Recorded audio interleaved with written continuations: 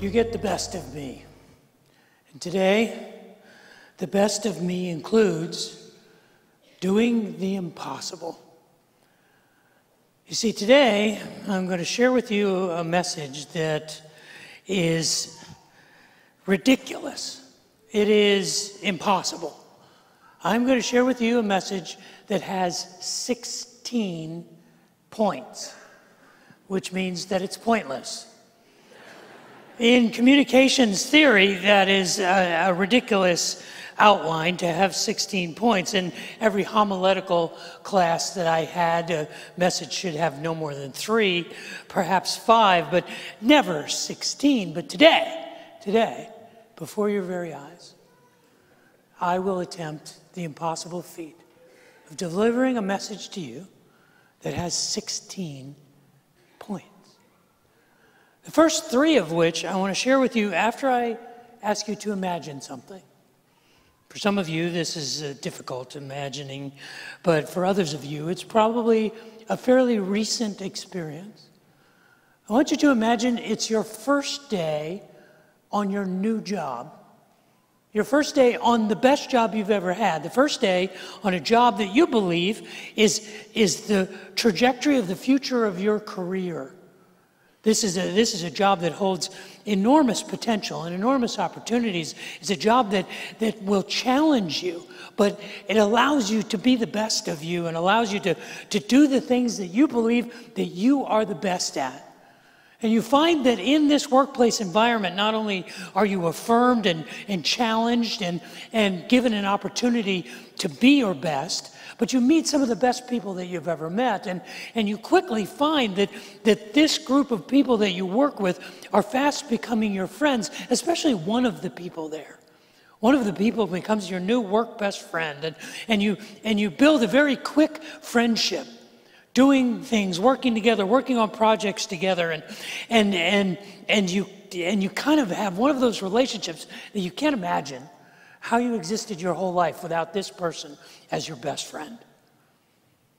You notice, though, that they have a habit of always being critical of other people. They're always kind of gossipy, talking about, did you know this or did you know that? But you said that's just who they are. It doesn't really damage your friendship. You don't think anything of it.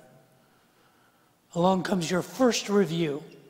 Your boss calls you in and sits you down and goes through all the things that they expect of you. And then your boss says, well, I've heard that you're tough to work with. I've heard that you don't play well with others. You don't really get along with other people. And you're confused because you love the people that you work with and you can't see where this is coming from. And you say, well, could you tell me who said this? He said, no, I'd rather not say, but this is something you need to work on.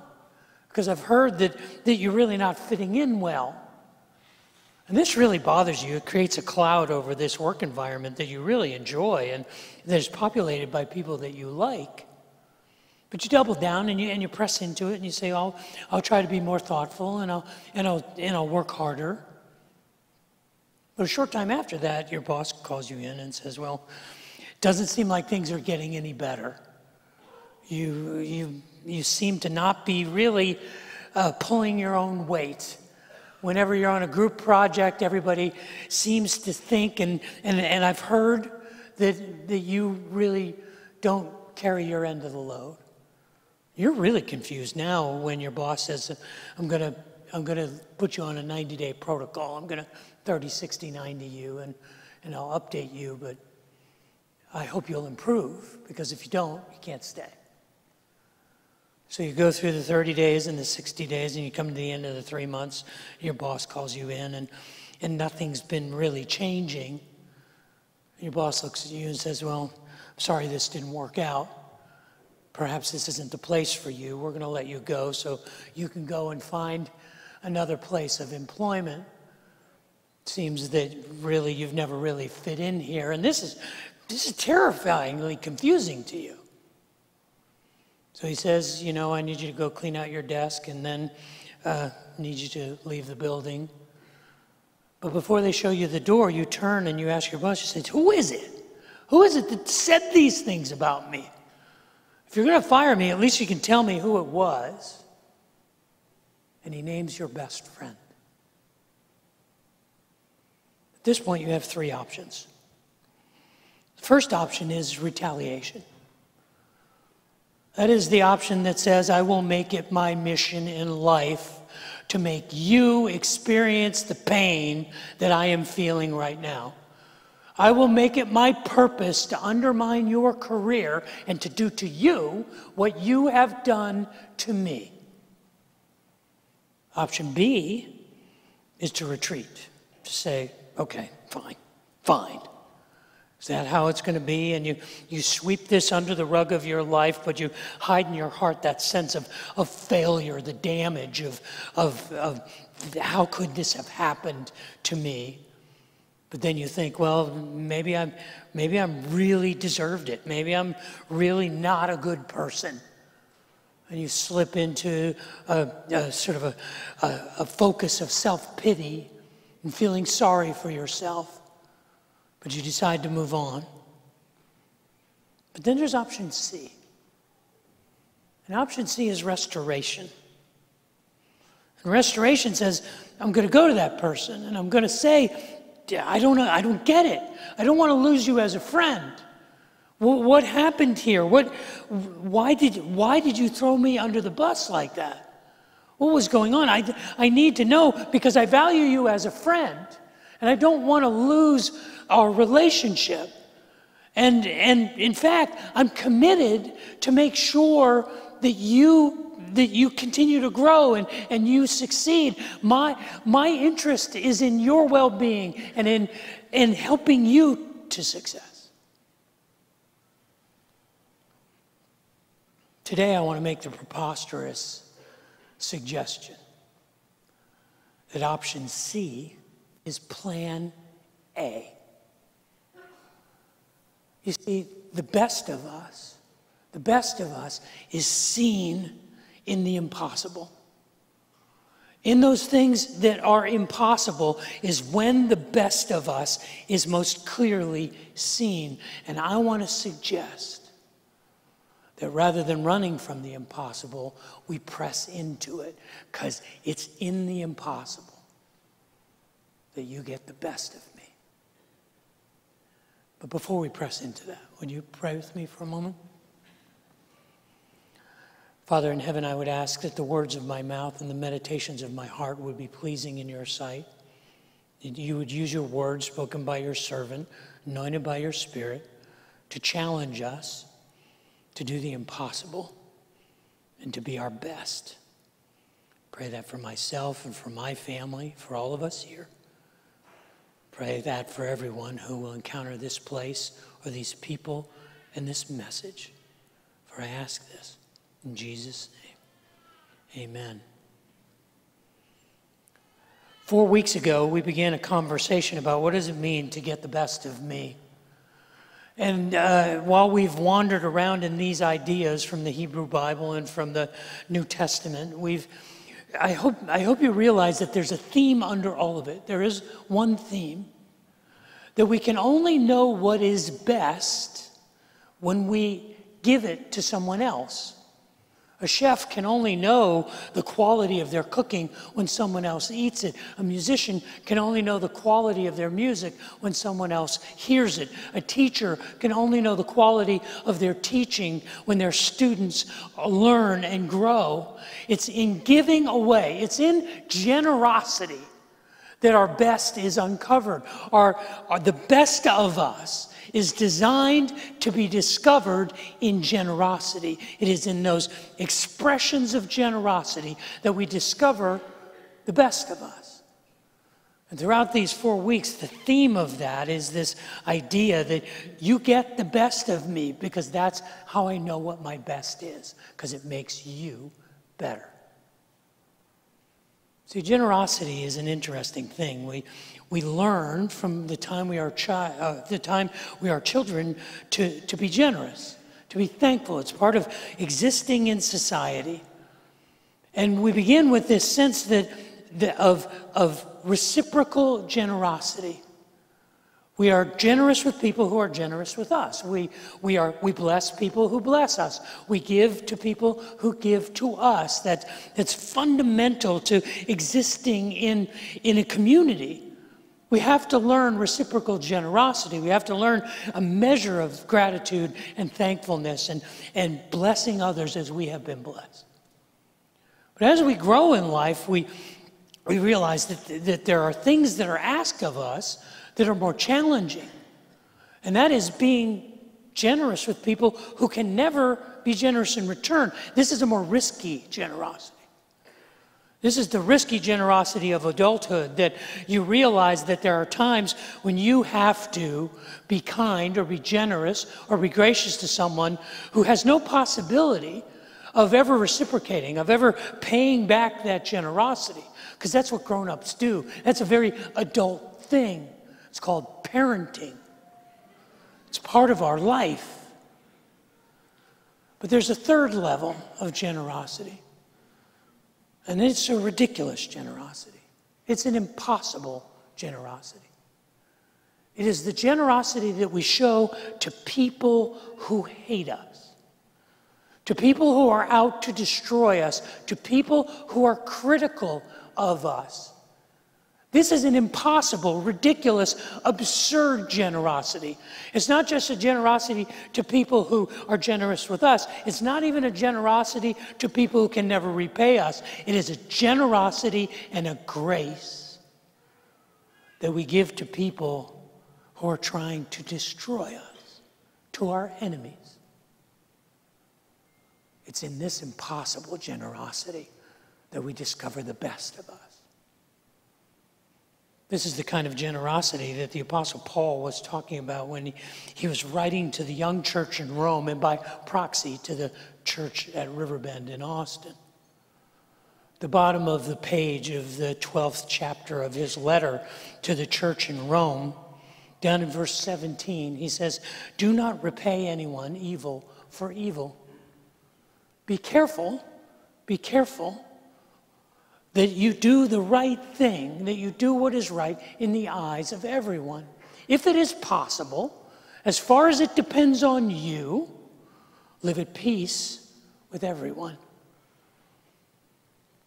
Don't seek revenge, my dear friends, but make room for God's wrath. As it is written, "It is mine to avenge, it is mine to repay, says the Lord." On the contrary, if your enemy is hungry, give him something to eat. If your enemy is thirsty, give him something to drink. And by doing this, you will heap coals on their head.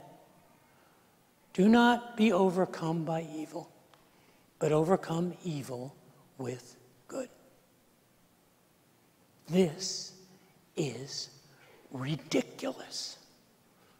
It's impossible. It's absurd. Maybe you missed it. Maybe it just went by like a freight train and you thought, well, you know. No, you have no idea how impossible this is. In fact, I'm going to highlight 7 attributes of impossible generosity just from these 5 verses. You want to know how impossible it is? Impossible generosity, first of all, sees no need to settle the score. Impossible generosity sees no value in retaliation. Impossible generosity is not interested in leveling the playing field. What does Paul say? He says, do not repay evil for evil. This is a new economy. This is a radical economy. This is the economy that Jesus was advocating. I'm so thankful for Travis Taylor, who was here last week, who led you through the irony of you get the best of me when you get the best of me. When you make a fool of me or take advantage of me, when you get the best of me, that's when you get the best of me. This is right from the teaching of Jesus. You don't get my retaliation, you get my best because you get my grace. In Matthew chapter 5, or the passage that Travis taught last week, Jesus said, "You've heard it said that you should take an eye for an eye and a tooth for a tooth. But I say to you, if someone sues you for your shirt, give them your coat. If someone slaps you on one cheek, give to them the other. If someone asks you to go 1 mile, go with them a 2nd mile." This is impossible. This is the first attribute of impossible generosity. The second attribute of impossible generosity is that impossible generosity does the right thing and risks the consequences. Be careful, he says in verse 17, to do what is right in the eyes of everyone. That's impossible. You cannot please all of the people all of the time. You cannot even please some of the people some of the time. I am unsuccessful just trying to do what is right in just the eyes of my wife. I'm not even one for one. Much less do what is right in the eyes of everyone. I think the emphasis is you seek that. You realize that your anger and your retaliation and you seeking revenge has collateral damage. When you're cussing out your neighbor and your children are watching, what it does to them, what it does to your neighbor, what it does to your soul, what it does to your reputation, be careful, be careful, be thoughtful. Impossible generosity does what is right and risks the consequences. Impossible generosity seeks restoration in every confrontation. Impossible generosity does not seek humiliation. It does not seek decapitation in confrontation.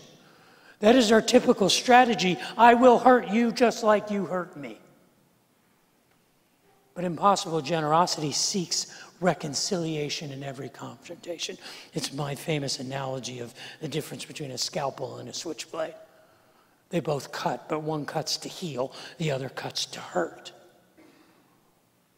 This is what Paul is saying, if it's possible, as far as it depends on you, live at peace with everyone.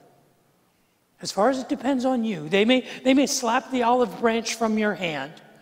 They may walk away your enemy forever, but if it's up to you, impossible generosity says, I will offer grace. I will offer the olive branch.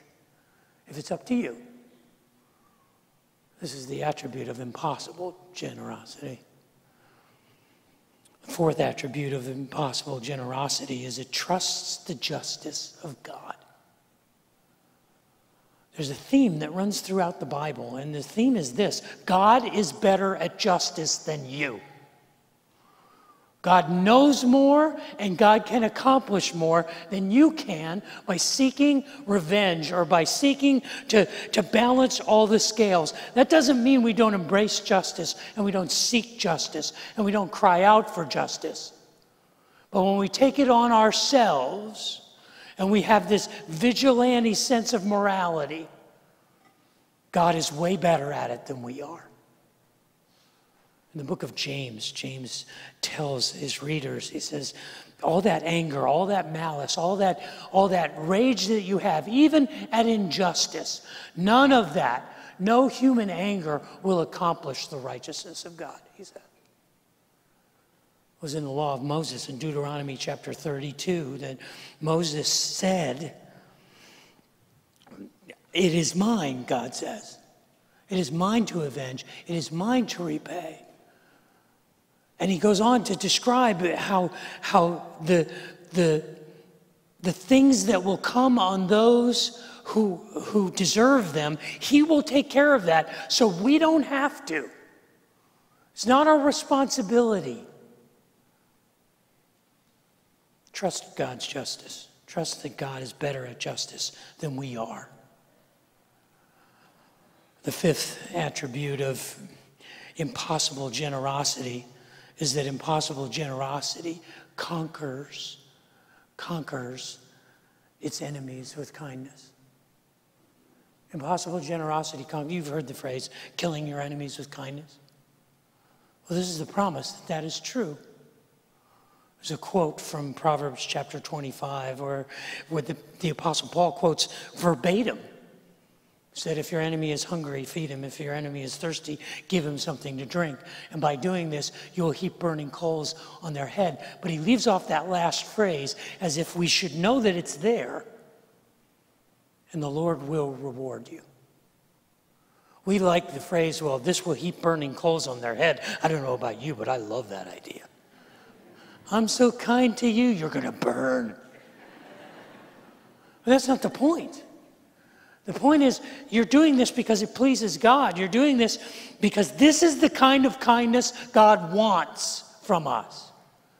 That undeserved favor, the grace that we have been shown, we are to show to others. Impossible generosity conquers with kindness. Impossible generosity does not give in to temptation. He says in Romans chapter 12, verse 20, or verse 21, he says, do not be overcome by evil. And we're overcome by evil when we want to retaliate.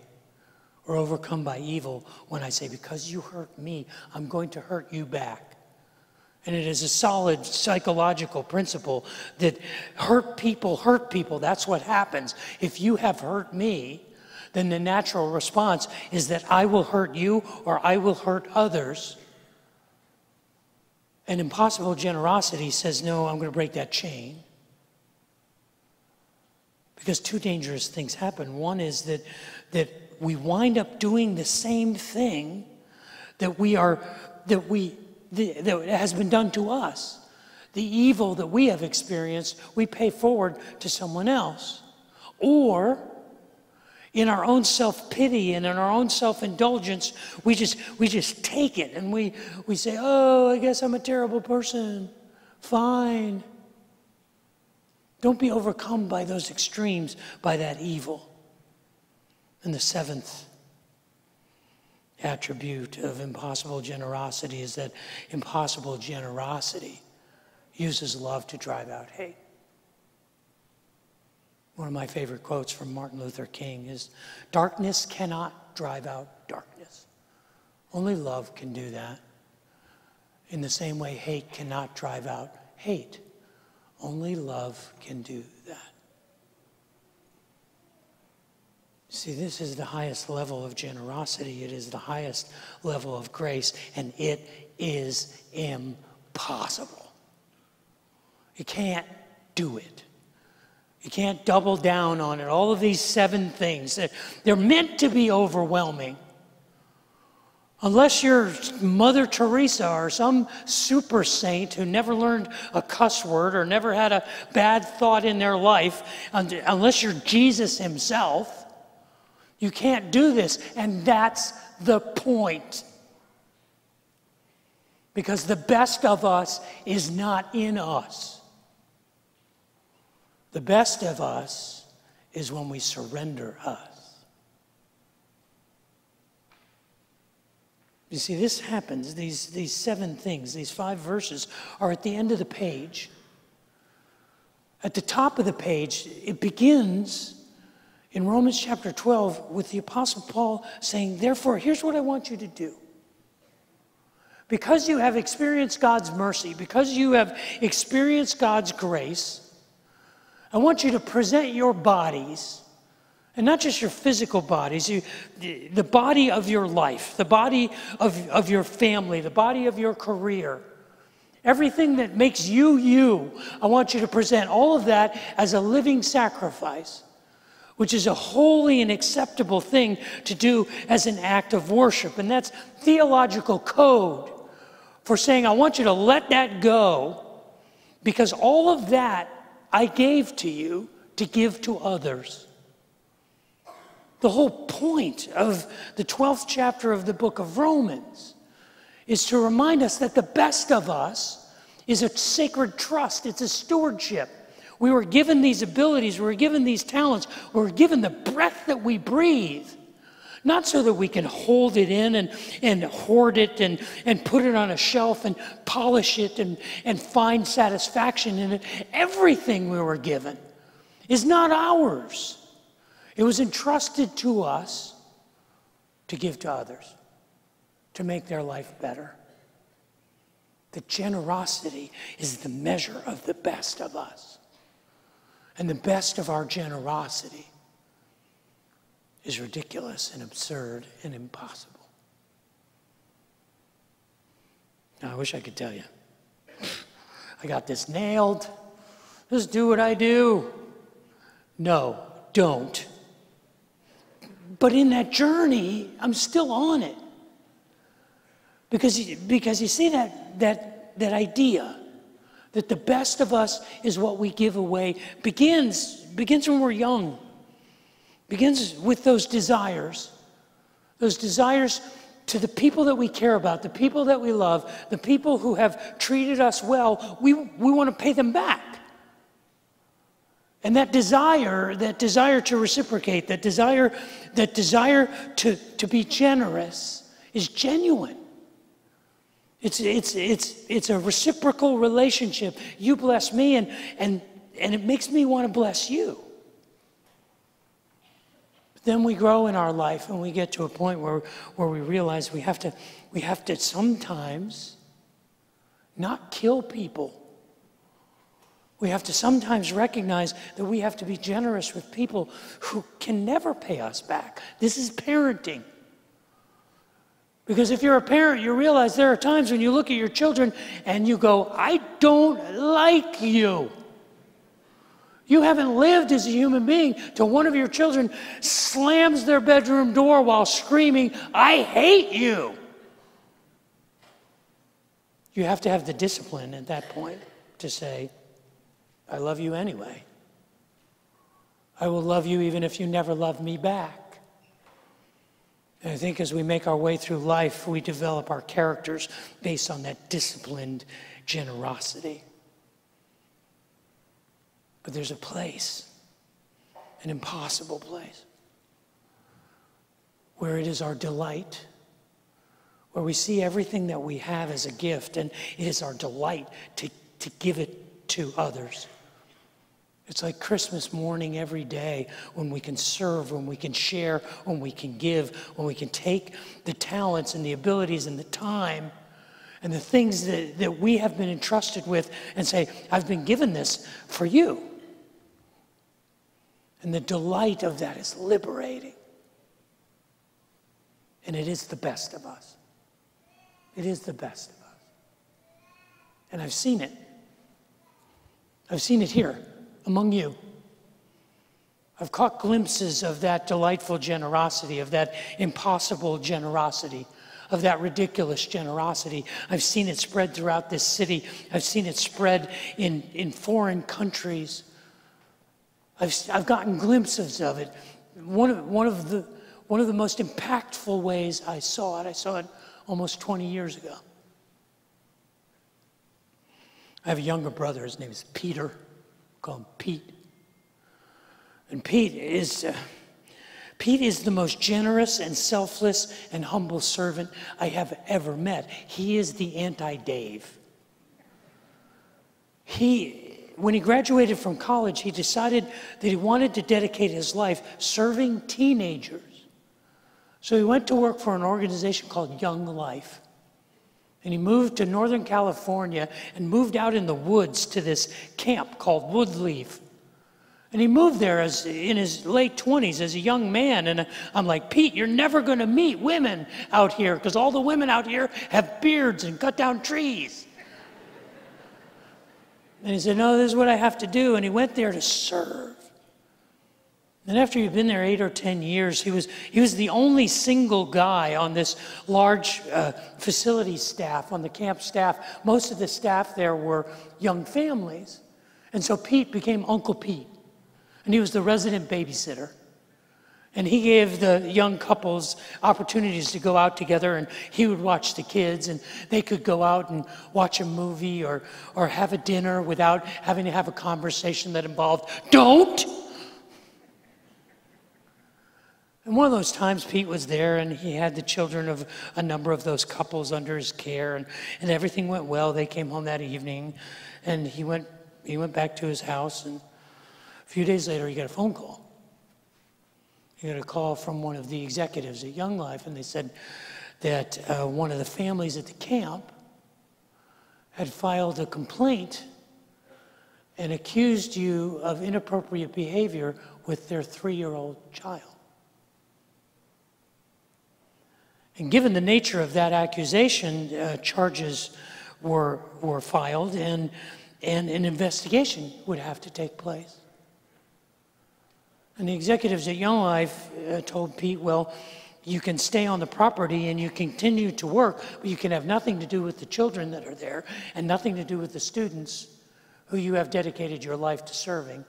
So you can work on the facilities, but you can't have contact with the people that you are there to serve. And I remember when he called me, I lost my mind. I'm like, I'm on the first plane out there, and I'm going to find these people, and I'm going to tear them a new one. And he's like, no, Dave, don't do that. No. God's got this. And these are people that I care about.